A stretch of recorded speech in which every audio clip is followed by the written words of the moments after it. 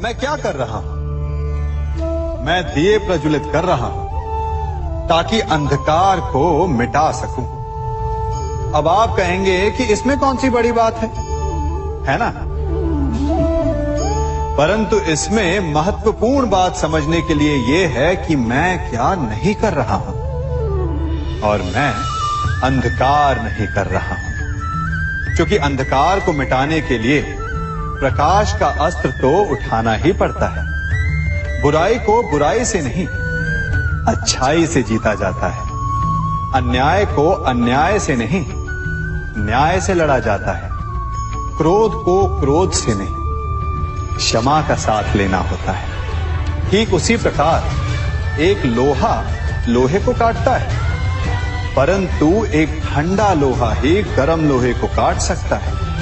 इसलिए यदि आपको अपने जीवन में विजयी होना है तो अपने शस्त्रों को, अपने अस्त्रों को सोच समझ कर उठाइए, क्योंकि एक अनुचित सोच परिणाम पर भारी प्रभाव डाल सकती है।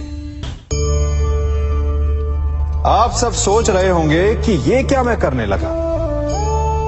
मैं इस पौधे को जड़ से उखाड़ रहा हूं। आश्चर्य हो रहा है ना कि एक पौधे को उखाड़ना या काटना ना केवल एक अपराध है अपितु पाप भी है।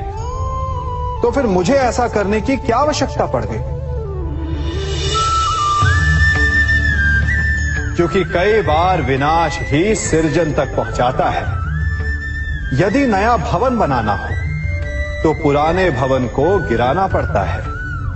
व्यवस्था को परिवर्तित करने के लिए क्रांति लानी पड़ती है। और उसी प्रकार यदि किसी वृक्ष या किसी पौधे की जड़ों में घुन लग जाए या उसका मूल सड़ जाए तो उसे जड़ से उखाड़ देना ही श्रेयस्कर होता है, ताकि उस स्थल पर नए पौधे उपज सके। युद्ध करना पर्याय नहीं, परंतु कभी कभी शांति के लिए युद्ध करना आवश्यक हो जाता है। संसार में सबसे श्रेष्ठ क्या है? फूल या कांटे, प्रेम या घृणा, संपन्नता या दरिद्रता, मित्र या शत्रु? बताइए। अब आप भी कहेंगे कि भला ये कोई पूछने की बात हुई?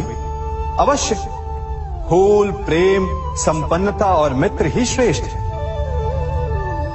परंतु क्या आपने अपने जीवन में कभी सोचा है कि हर एक भाव, हर एक वस्तु, हर एक घटना का एक गुण धर्म होता है? त्वचा पर जलन करने वाले फूलों से अधिक श्रेष्ठ वो कांटे हैं जिनसे आप अपने घर की बाढ़ बनाते हैं ताकि वन्य पशु आपके भीतर ना आ सके। वो प्रेम श्रेष्ठ नहीं जो आपको अंधा, लोभी, पक्षपाती बनाता। वो घृणा श्रेष्ठ है जो आपको नया मार्ग दिखाते। वो संपन्नता श्रेष्ठ नहीं जो आपको कृपण बनाते, मतदान बनाते। वो दरिद्रता श्रेष्ठ है जो आपको जीवन में परिश्रम करने की शिक्षा दे। कुविचार देने वाले, बुरा मार्ग दिखाने वाले मित्रों से अधिक श्रेष्ठ वो शत्रु होते हैं जो हमें जीवन का लक्ष्य दे दे। इसलिए अपने जीवन में हर वस्तु, हर भाव, हर घटना के गुण धर्म को पहचानिए और उसके पश्चात अपना चयन कीजिए। स्वर्ण, हम सभी को अपने जीवन में स्वर्ण से कभी ना कभी कुछ ना कुछ थोड़ा या अधिक मोह होता ही है ना? परंतु क्या आपने कभी सोचा कि स्वर्ण को प्राप्त कैसे किया जाता है?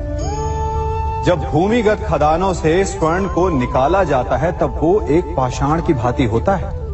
ऐसा पाषाण जिससे आप किसी को भी मार सकते हैं, परंतु उसे आभूषण के रूप में स्वयं के शरीर पर धारण नहीं कर सकते। यदि उसे आभूषण बनाना है तो उसे लंबी यात्राएं करनी होती है।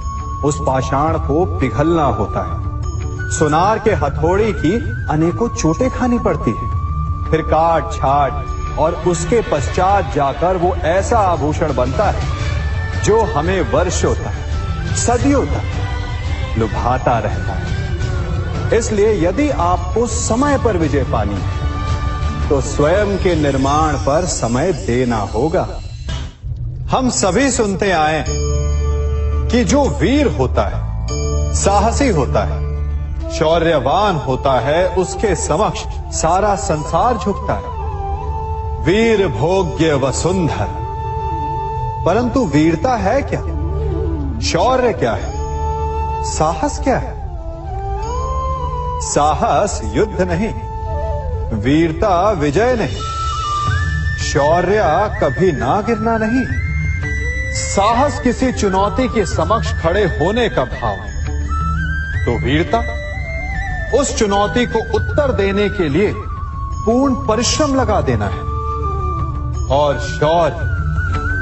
शौर्य का अर्थ है गिरकर फिर से उठने का साहस रखना, बार बार प्रहार करके वीरता दिखाना, निरंतर प्रयास करते रहना, निरंतर परिश्रम करते रहना।